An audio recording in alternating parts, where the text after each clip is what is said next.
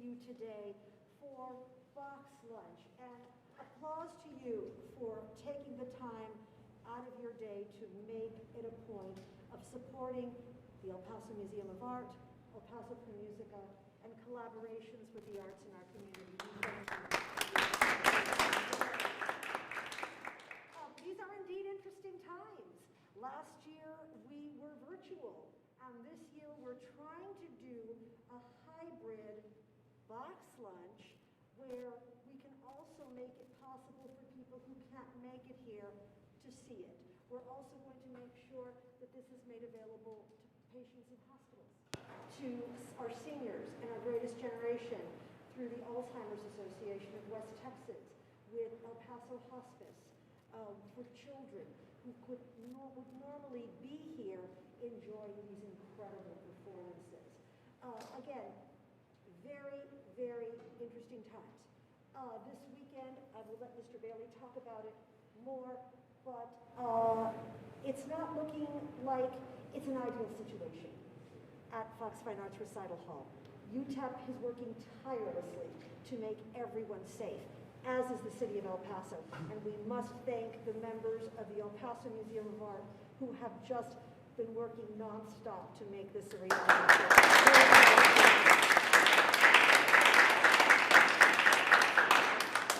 Our key word this year, and we always have the Chamber Music Festival every January, but the key word this year is postponement, not cancellation.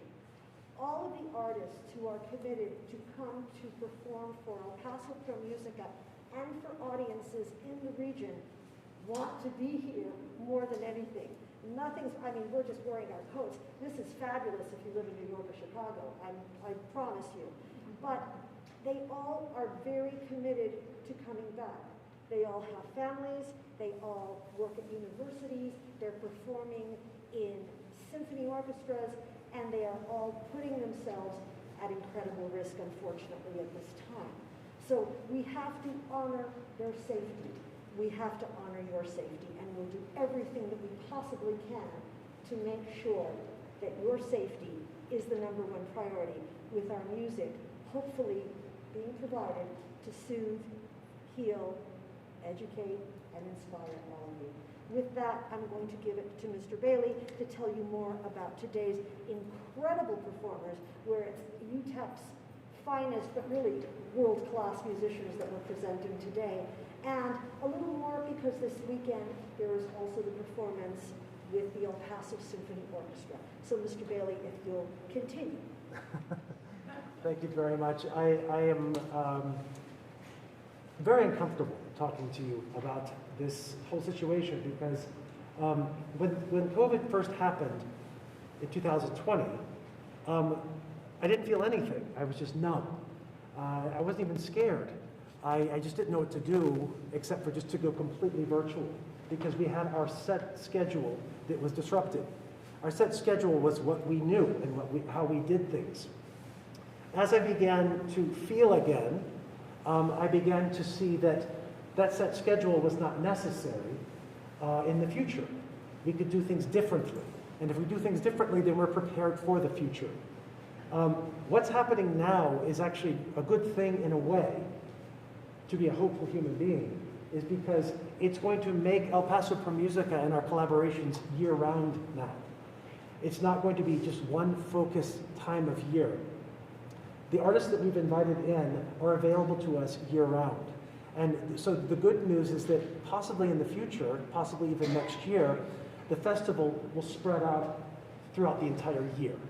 And we'll do it when we can, as we can, and we get to celebrate here in the museum year-round, not just in January, and also collaborations with the El Paso Symphony as well as at UTEP year-round. And so that's a good thing because it never crossed our minds that we would do that because we've always had it in January because of the weather. And that's why the festival has always been in January, because musicians from around the world wanted to be in the warmth and beauty of El Paso in January. But we're flexing every single day. We're changing every single day. What Filippo was alluding to is that the numbers keep going up. And we have to be very safe. This is chamber music. This is not arena music. And so chamber music means we have to be close. We should be close, but we have to be safe. And so most likely we'll be making an announcement very soon. The concerts that are scheduled during this complete rise of numbers will just be rescheduled for a few weeks from now, or a month from now. A lot of the artists have already even called me and asked if they could come when it's a little bit more settled. So it's obviously we're working together on that, but we'll let you know. The celebration this weekend with the symphony is a significant one. It's our 16th collaboration, the Brahms Double Concerto, with Helen Kim, who's in Atlanta and flew in for this, and myself. It's my 20th anniversary as your artistic director of El Paso Pro Musica. It's our wonderful executive director's 10th anniversary as our executive. It's also our 16th anniversary playing here in the museum. We've had an amazing run, and we're going to make it even better for you in the future. And obviously, last year, just think about this, last year we didn't do any of this. Now we know how to stream it, as well as have distanced seating. We're doing more, and we're going to be reaching more in the future. Thank you for your continued support. Check out our website for the announcement about Sunday's concert, the possible concert or the possible rescheduling at Fox Fine Arts with Helen Kim, myself, and Dominic Dosha, as well as next week. And again, every day we get new information and we will share it with you. But the most important thing is we want to keep you safe, and we want to keep your family safe. We're thinking about others and making sure that we're all still together next year to celebrate again. So, without further ado, thank you, Felipa. Please welcome the wonderful Jim Logan and Dominic Dosha.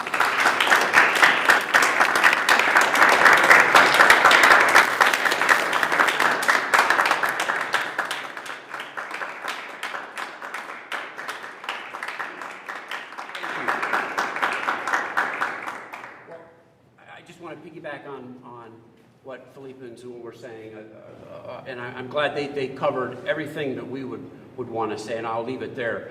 But I'd like to begin with just thanking you all for being here and letting you know it truly is an honor for us to be here. Very excited to share this piece with you. It's a 3-movement work, and Dom is going to introduce it here briefly as well. But just to give you a little bit of how this piece came to be, we started talking about this several years ago, and it was all ready to go, and we were going to do the world premiere at the International Clarinet Association convention in Reno in 2020, and that got canceled. And then we were re-invited to do the world premiere in Fort Worth at the same clarinet convention, different location, and that went virtual, and there's a lot of issues with recording and sending recordings, so we passed on that. So we actually did the world premiere of this piece in my recital at UTEP in November, and we're thrilled to have the opportunity to play it again. We're going to be playing it again in Reno, because the clarinet convention is back in Reno now, and I think you'll really enjoy the work. And if I could just, one random thought, not this weekend, the following weekend, Saturday night, the 29th, we start the UTEP Clarinet Symposium, which we're having a guest artist, Chad Burrow, who's a clarinet professor at University of Michigan, is giving a recital that night. If you all would like to join us, it is free. At the conclusion of his recital, the UTEP Clarinet Choir is going to be performing the works that they're going to be playing at the TMEA, the Texas Music Educators Association Convention, that's a mouthful, in San Antonio a few weeks later. And then we have clarinet events all Sunday afternoon and some performances as well. So if you'd like to reach out to me after, I could give you some more information about that. And without further ado, then I'll introduce Dr. Dosha here, and he can talk about the work in specifics.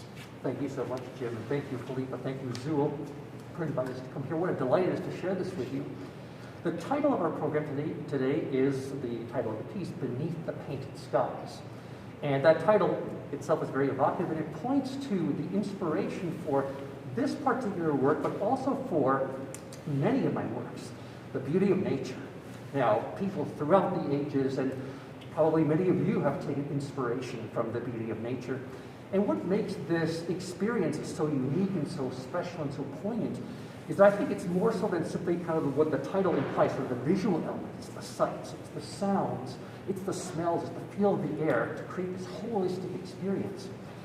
And so you have this variety of moods that you experience when you get a chance to be out in the outdoors and to take your time in those settings.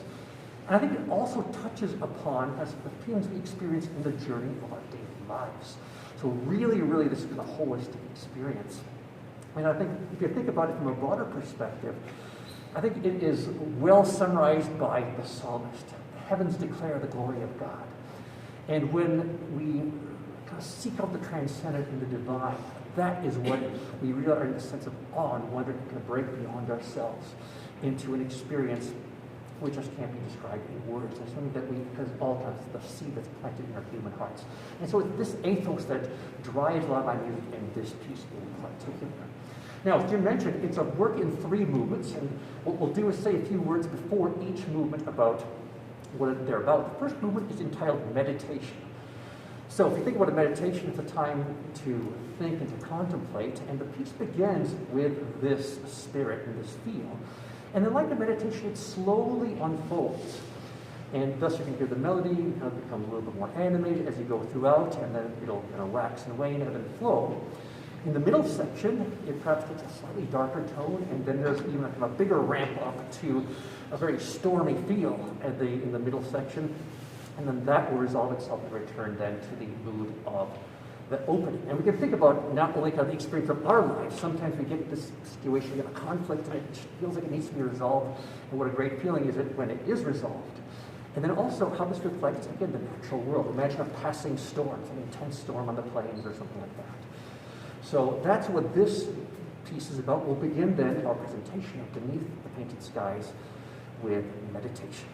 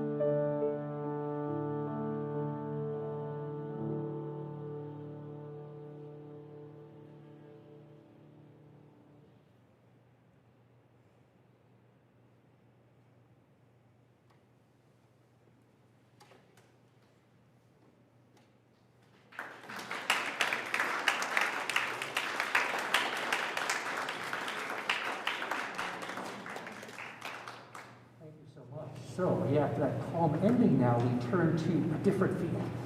And this second movement is entitled The Wild Plains. Again, another title that has kind of a clear evocation. And for myself, the Great Plains have always fascinated me. I'm originally from Minnesota, so whenever I go and take a car trip back home, I've, of course, passed through the Great Plains. And I've read a lot of stories about the history of the Great Plains and all that went on there. And just to think about how the people throughout millennia have dealt with this harsh land, how they struggled to survive, and some of the spirit of adventure that comes with this territory have always fascinated me. And I think it's that spirit that finds its way into this piece. So if we think about kind of what are some of these things, we can perhaps imagine the stereotypical images of kind of the horsemen kind of hunting out, pursuing game in a wild chase. We can think about a fierce windstorm or a thunderstorm or something like that. And these are kind of the type of adventurous deals, kind of cowboys on the plains, perhaps kind of seeking out the new adventures and new experiences. And so that is kind of the mood that pervades this entire piece.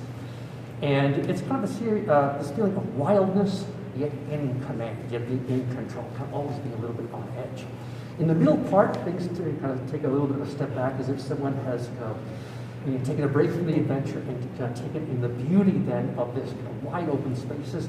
We think about the places being the big skies, and think about painted skies being that inspiration. And some of those sceneries that you find in the Great Plains of the skies are really something to behold. So, and that's kind of what this piece would involve against, or this kind of on-edge energy with this chance to kind of take a step back from the wild plains.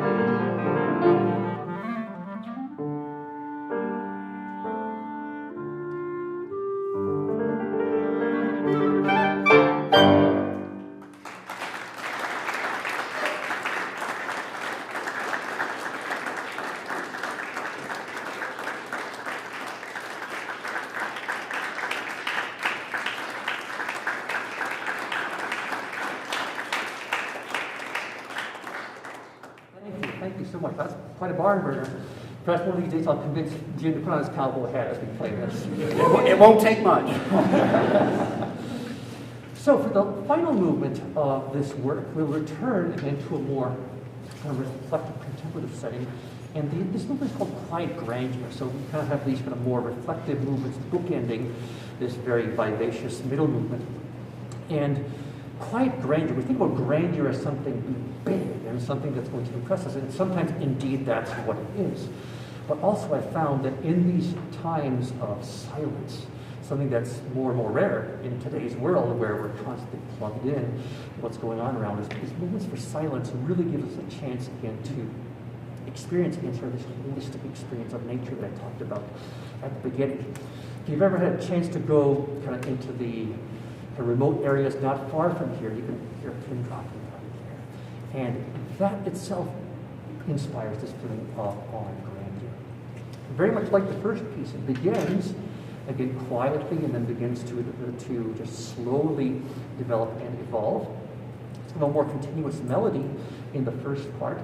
And then in the middle part, it becomes even a little bit more introspective. What you'll hear is there's an individual voice coming in, and then kind of variations on this melody kind of coming in together as the other voice continues. And you think about that perhaps as you've ever taken a walk and a thought comes in your mind, and all of a sudden kind of another parallel thought comes in to complement that idea. And it's kind of the experience of, again, being out there and having the opportunity to contemplate what's going on there, the surroundings, how we all play into that. And very much like the first movement, it kind of waxes and wanes in terms of its intensity, moments of quiet, moments of grandeur indeed, but a predominantly quiet tone. And it's a rather expansive piece, so I invite you just to sit back and take it all in and have it paint whatever picture it does for you. In the Painted Skies, not that many specific scenes are what inspired the music, but again, it's general experience. So again, let this music paint for you whatever it does, and we'll conclude then with Quiet Grandeur.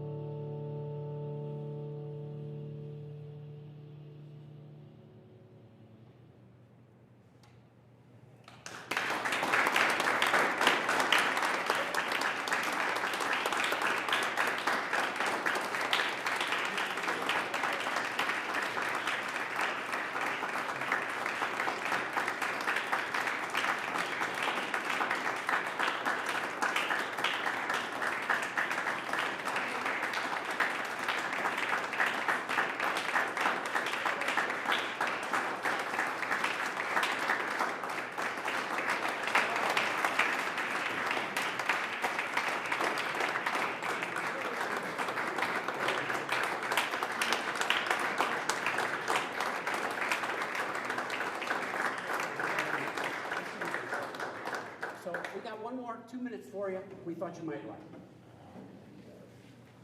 You might recognize. Hope you like it. You got it? We got it. Have it. All right, here we go. So we'll end it on a little bit lighter note, right? A little bit lighter. Yeah, so here we go.